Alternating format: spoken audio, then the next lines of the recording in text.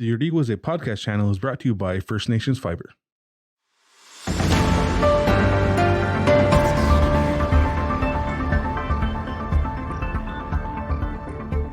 Welcome to the IorÍ was a Front Page podcast. And our guest this week is Kenneth Deer from the Haudenosaunee External Relations Committee. And our topic is Pope Francis's recent visit to Canada and his apology in regards to the Catholic Church's involvement in the residential school system.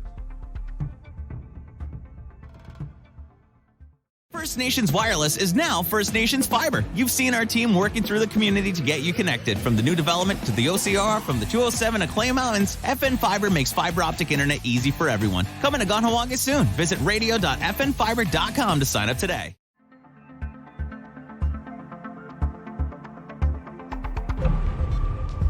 Pope Francis made a official visit to Canada to apologize, on behalf of the church for the residential school system. First of all, I'm sitting here with Kenneth Deer.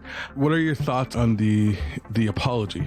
Well, I think the apologies were a whole lot better than the ones he made in Rome. And it was a step up, and it had a lot more substance to it, and also broadened the responsibility a bit. But he did not take responsibility for the whole church, and I think that's a shortcoming. But it was significant. I know that Pope gets a lot of criticism, but we'll give him credit for being a fuller apology and a more sincere apology. I think he had to reflect on it for a long time before he chose those words, and those words also had to be probably vetted by the lawyers before he could say them. As a step forward, if people, the survivors, if they feel comfortable with that, fine. If they like that, who is anybody to make them feel bad about the apology? If it feels good to them, then that's fine. If it makes them give them some closure, that's fine. And for those who can accept it, I think there are some people. Doesn't matter what the Pope will say. Well, they won't accept anything that he says. So you had the two ends of the spectrum. But and personally, I feel that the church as an entity has to take responsibility. It's a huge organization, and it's not like they didn't know what was going on in Rome. They all make reports, and the buck stops with the boss. And the Pope is the boss, and he has to take responsibility for that. And I told that to the bishops too, myself personally, when I said that, and they were, I don't think they liked that too much, because I compared the church to a corporation. When you have a corporation and one of your departments does something dumb, you as the boss, you take responsibility. Hockey Canada is another example. The people at the top got to take responsibility for what happens below them. Yeah, for sure. And then you were a part of a delegation that traveled to Quebec City during Pope Francis's travels across Canada. Can we talk a little bit more about what the purpose of that visit was? There's a long history. There's a history of that. First of all, we were the Haudenosaunee. I'm part of the Haudenosaunee External Relations Committee, and it's our responsibility to have relations with other exterior bodies and the Pope is not only the head of the church, but he's also the head of state, the Holy See, what people call the Vatican. And so that's our responsibility. And we've been on a campaign for many years to get the Pope to rescind the Papal Bulls and make up the Doctrine of Discovery. And so that's what we were focused on. We're not looking for an apology. An apology is just words without action. And we think a good piece of good action he could take is to revoke those Papal Bulls because states are still using that today. So we met with the Pope we met in Rome. I met the Pope in 2016, and we went again to the Vatican in 2018. So this is just an extension of that. We were not invited to go to the delegation that went to Rome in March. But there was, an Oneida and a Mohawk woman who were there, who went along for spiritual guidance for the delegations, and they brought a cradle board with them to represent the children that have died and that haven't returned. And they gave them a gift, and the Haudenosaunee, the External Relations Committee, sent a letter to the Pope asking them that let's have a meeting to discuss the Papal Bulls. And so they presented that to the Pope. And the bishops there who saw the letter, I presume, said that we'll have a discussion about that when we get home. So when they returned, we've been asking the bishops for that discussion, and the discussion never took place. So when now the Pope was coming to Canada with Michelle Shenandoah, who was the cradleboard carrier, she's been pushing for this meeting. And so we did get an invitation to sit down in the personal, what do you call that? The private session on Friday with survivors. Originally, there were 4 of us that were selected to go. Louise Hearn, a Bear clan mother from Haudenosaunee, who was really behind the women, for this Michelle Shenandoah, who was a cradleboard carrier. It was supposed to be Sid Hill, Taradaho, but he couldn't make it. So Colin Martin, the Mohawk from Six Nations, was part of the delegation, and myself. And so we were supposed to meet with the Pope on Friday morning for 10 minutes. And then after that, 10 minutes for Chief Sillaboy, I think, from the Micmac, and then 20 survivors. However, as days got closer, they said no, that's not the proper place for you. We're gonna put you in the political in the state meeting on Wednesday afternoon at 4:00. That would be more appropriate for you to present there. So fine. So we were gonna all prepared. We had our statement prepared and everything like that. So Wednesday morning, the day of the meeting, we get a message saying that we're not going to be able to present to the Pope. So we were quite upset about that, and we almost didn't go, but we met and we decided that and we were encouraged to go because things might change. Things are so fluid. This is one of the most disorganized events I've ever been involved in. Usually, these international events are well planned, well choreographed, and this is one of them. I think the Council of Bishops can organize a mass very well, but not a papal visit. And so anyway, so we went to the state meeting, and we were hoping that there would be some change. They never showed us. We never got an agenda. We don't know what was on the agenda. And the Pope got there 2 hours late, and so the Governor General, Mary Simon, welcomed him, and that was very well. She made a very fine speech, she, as an Indigenous person herself. Justin Trudeau, as Prime Minister, made a speech, and the Pope made a speech, and also repeated his apology. And he also had a really long talk about colonialism, the evils of colonialism, and then it ended, and nobody was allowed to speak. The Haudenosaunee wasn't allowed to speak, and no other political Indigenous leadership allowed to speak. So it was. I know it's ironic that the Pope would talk about the evils of colonialism, and at that time, only colonial powers were allowed to speak, and no Indigenous people were allowed to speak. So it was very frustrating and upsetting, and we let them know it. We told them, that we told the Governor General, we told the Prime Minister staff, and we told them that we thought that was very inappropriate not to allow Indigenous people to address the Pope at that time, because there was a state meeting, and the Haudenosaunee looks at the Holy See at a nation-to-nation level, and we weren't allowed to address the Holy See. So that was not good, But we did make a lot of other contacts. We spoke to some ambassadors. There were some ambassadors there from a number of countries that we made contact with, and and there was also the Prime Minister's office and also the Governor General's office. We spoke with Mary Simon and her people, and they were very helpful and very supportive. And they tried to get us another opportunity to meet with the Pope on Friday morning. They worked hard. They worked very hard to convince the Vatican. Now, we have to tell you that everybody has told us all the avenues that we've tried to make sure that we address the Pope. They said it's up to the Vatican. The Governor General's office tried to get us, and they said that the Vatican makes the decision. People we talked to in the Kenyan government said, we understand what you want, but it's up to the Vatican. We talked to the Assembly of First Nations. They said it's the Vatican. So where it's the Vatican that made those decisions on the agenda and who would speak and who won't speak. So it was clear that the Vatican then did not want us to talk. to them. And on Friday morning, again, we weren't where we were originally invited to.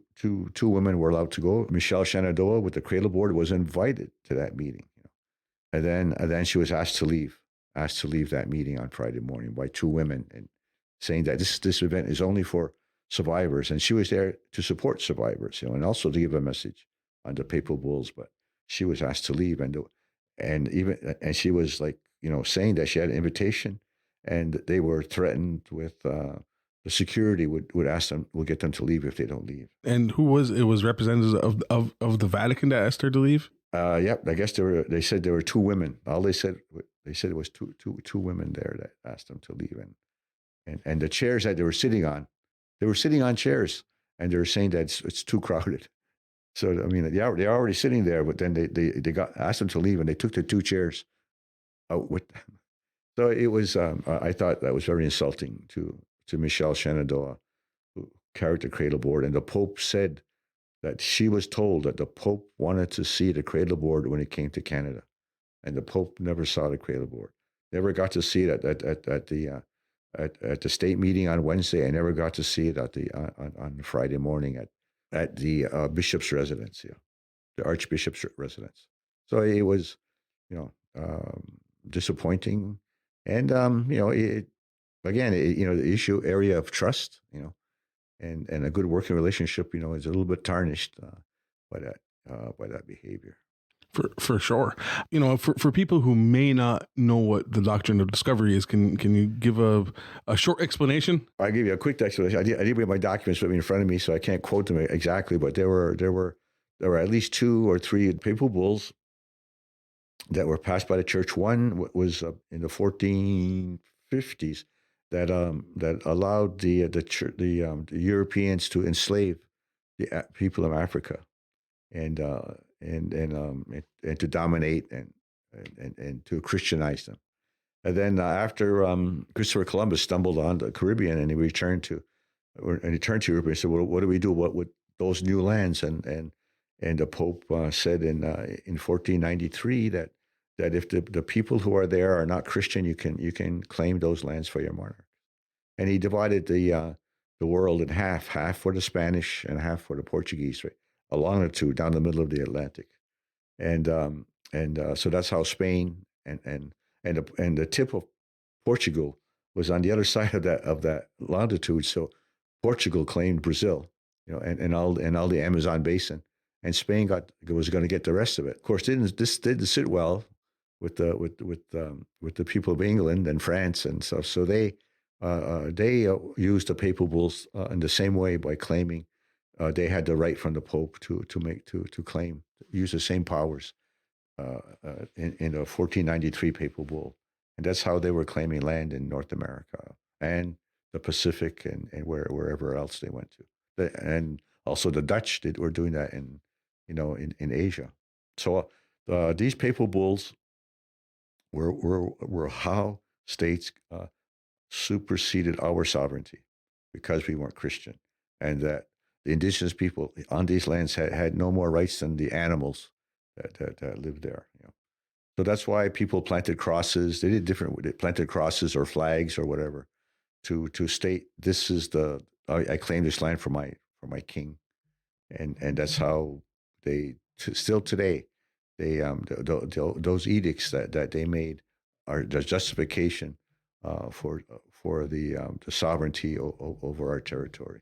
And that's why the land that Canada has is called Crown Land. It comes from that doctrine of discovery. Even though they may have changed it, altered it, maneuvered a bit and changed it's all based on that. It all goes right back to the doctrine of discovery.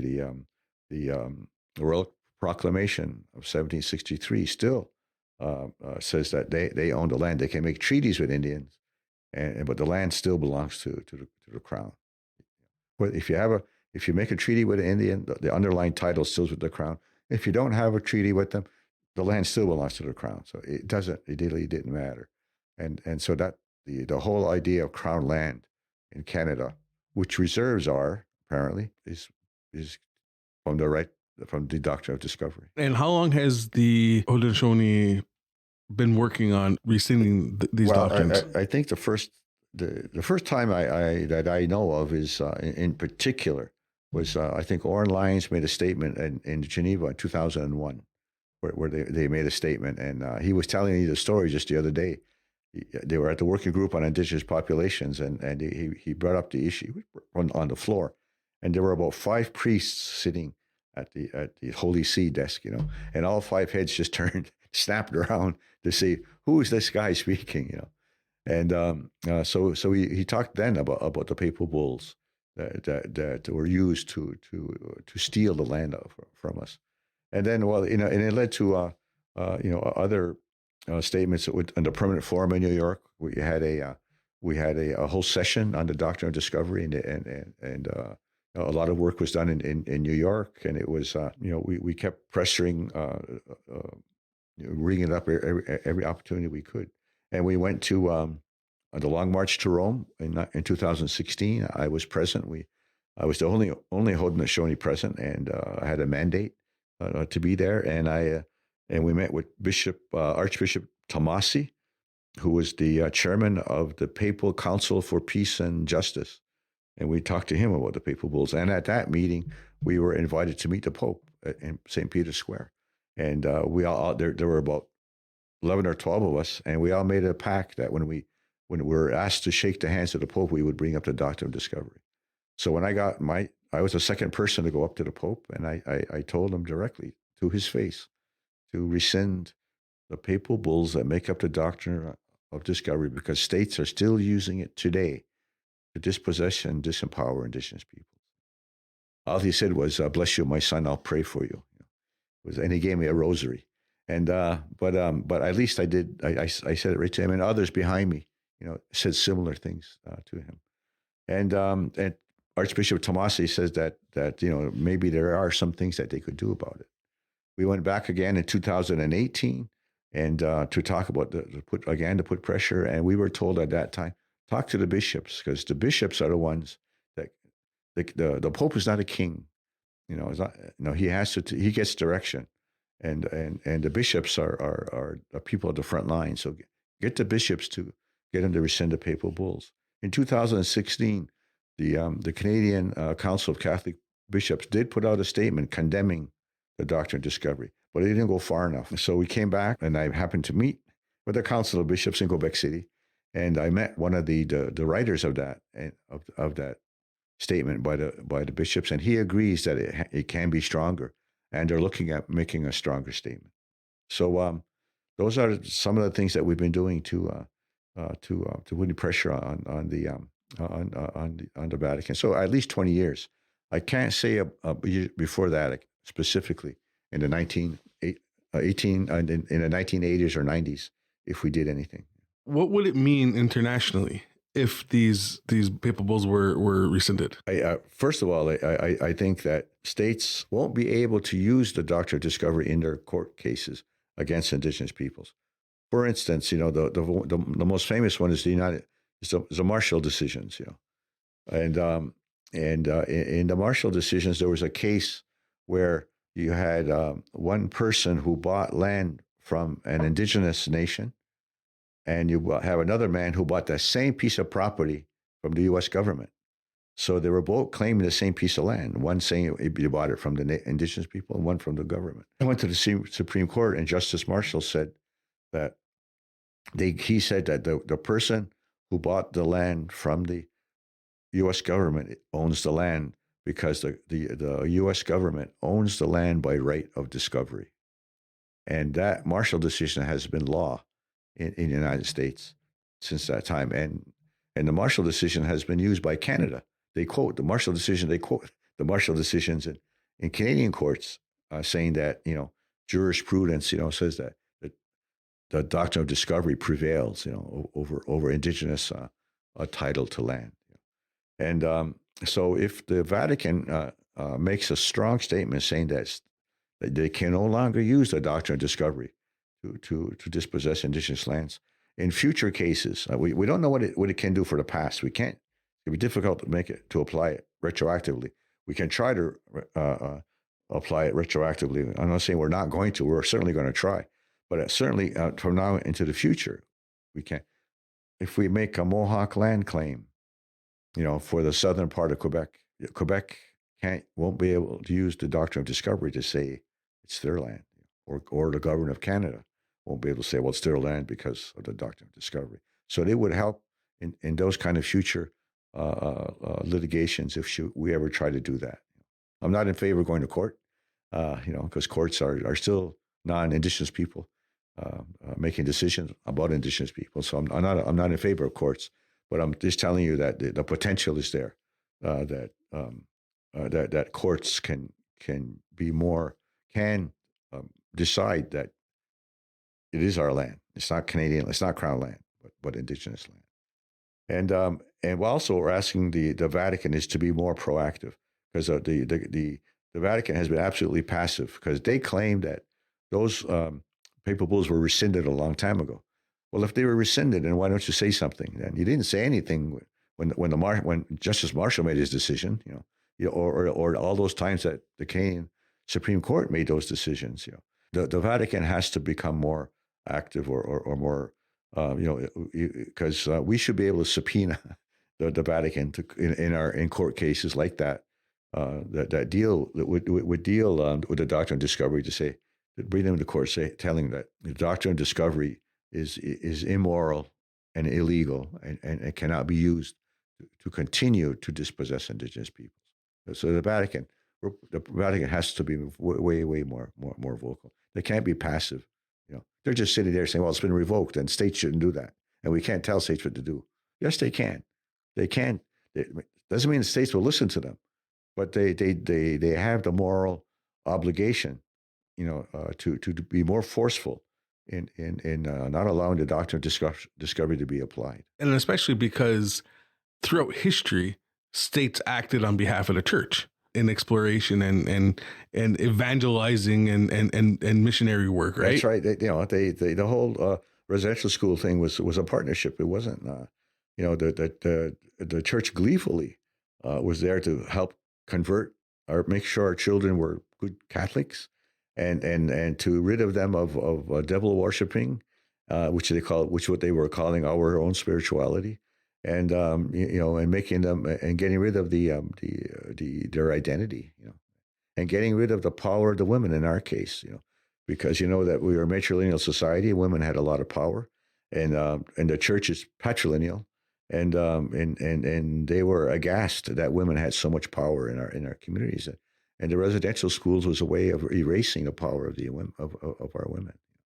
So when the Pope, the church cannot say that, in my opinion, that the residential schools were separate from the doctrine of discovery. No, it was an extension of the doctrine of discovery. That they were applying the principle that the state owned the land and the state had a right to, that we had no more rights than animals. So that it defies logic for them to try to claim any kind of innocence or distance from the doctrine of discovery and residential schools. We met with the Canadian Council of Bishops on Thursday evening. We had dinner with them, and it wasn't what we thought it would be. We said that we would have a working dinner with the bishops to talk about post apology. What can we do after an apology? And we thought it would be like, we'd have dinner, maybe a buffet, and we'd all be sleep in a big room and people talk. We would get up and everybody would hear what everybody else has to say. But it's not the way it worked. It was a whole bunch of round tables. We got served dinner. At each table there was about 3 bishops, 2 or 3 bishops. There were 3 bishops at my table. And so the rest of the bishops that wouldn't hear what I'm saying or anybody else is saying. We only could speak to the people at our table. However, I had the good fortune, just by dumb luck, to have the Secretary General of the Catholic Council of Canadian Bishops at my table, and I didn't even know it until the next day. That who he was, but I noticed that he was smarter than the other 2 guys. So we at this table there were 3 bishops, and we had to give them quite an education on who the Haudenosaunee was, because they didn't know who the Haudenosaunee was. They thought the AFN represented everybody, and we had to explain to them, no, we don't. No, they don't. And the difference between what the Indian Act was and what it tried to do and what it tried to do to Haudenosaunee. and that the AFN represented its bodies that were created by the Indian Act, and the Haudenosaunee was outside the Indian Act. So that was all a revelation to them. Then we talked about the Papal Bulls, and the Secretary General was one of the drafters of the statement that the bishops made in 2016. And he's the one that said, yes, he admitted that that statement could be stronger and could be better, and they're working on it. And he said that, actually, he said, Mr. Deer, I read some of the stuff that he wrote on the Doctrine of Discovery. Oh, all right. So now it made sense why he said that.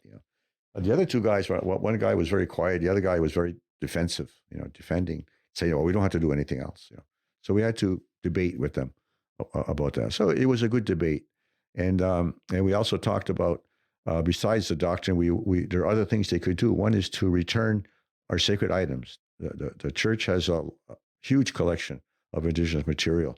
And we should go sort through that stuff, and the stuff that they shouldn't have should be returned, And the bishops said they're working on that. They said they are in Rome working on a list of all the stuff we have, and we'll look at it, and maybe we can return. That's not maybe. They said then we should return what they shouldn't have. And he said, of all the things that we can do together, that's probably the easiest. The easiest thing to do is to return the sacred items. The other thing that we mentioned to them was that we want access to their documents, to all the historic documents that they have, because it's very difficult to get access to their material.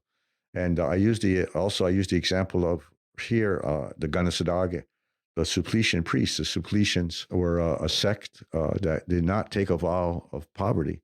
So they were called gentlemen priests, so they could keep their family wealth, and they could keep the wealth that they generate themselves. And the wealth they collected there was the scenery of Lake of Two Mountains. The scenery of Lake of Two Mountains was supposed to be for the Mohawks, but the Sulpicians supplanted that, and they took over the scenery. And so there was always a conflict. The video by Annalisa Bombswin, 270 Years of Resistance, talks about that, 270 years of conflict with the Sulpicians over the land. And now it's what? It's over 300 years now. And the Sulpicians who are not allowing Mohawks to look at the documentation.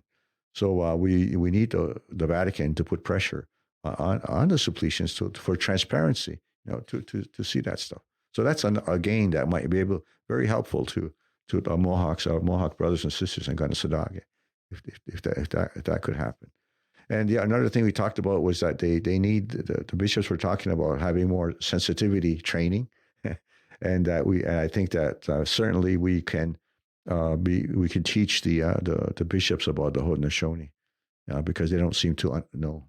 I don't think they know very much about us, or have misconceptions of what the AFN is. So we have to correct some of that stuff. So those are some of the things we talked about. And not only that, by luck, I guess not luck, but I talked to them. We talked about Pope Francis himself as the individual, and I said that we have to look beyond. He's getting elderly and not well, and what's going to be the next pope? And just by coincidence, the Pope was musing about retiring because of health. He said that just the other day. And so I brought it up to them about what's going to happen next. Who's going to be the next pope? Not who's going to be the next pope as an individual, but what kind of pope are we going to have? Because there are some elements in the Catholic Church have been critical of Pope Francis of being too liberal, and they've openly attacked or criticized him in public. In some of the letters and they wrote, they said not to worry about Pope Francis. He has very strong allies. Yeah, but what happens after he's gone? Who's going to be the next one? And I told them maybe the next pope might be less liberal, because of this pushback, And they said, well, we're not worried about that. That was their comment. But now that the Pope made that statement that he was thinking of retiring, I think the political wheels are spinning now. It's like President Biden would say, well, I'm not going to run for president next term, and you'll see the politics change. So I'm just wondering what will, by making that statement, I don't know if the Pope weakened himself, and I don't know if the posturing starts taking the place now with cardinals on who should be the next Pope. Maybe the next Pope he's the first one outside of Europe He came from Argentina, and the next pope maybe will come from Africa, but who knows? And but it all depends on the cardinals who they will check.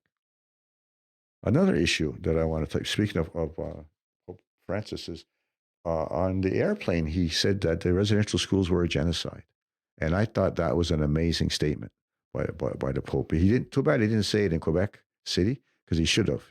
He should have said it while he was on the ground. But going back to his statements and his apologies and the words, those are all scripted. They were all scripted. So in the airplane, he just had a press conference with the media on the plane, and that was unscripted. So when you hear the Pope saying that the residential schools were an act of genocide, that's Pope Francis talking, not the lawyers. So I thought that was a good insight into Pope Francis. Okay. Thank you very much for your time. Thank you for having me. Go everybody for listening. Our other podcasts like Meatheads and The Beating Table can be found on Apple Podcasts, Google Podcasts, and Spotify.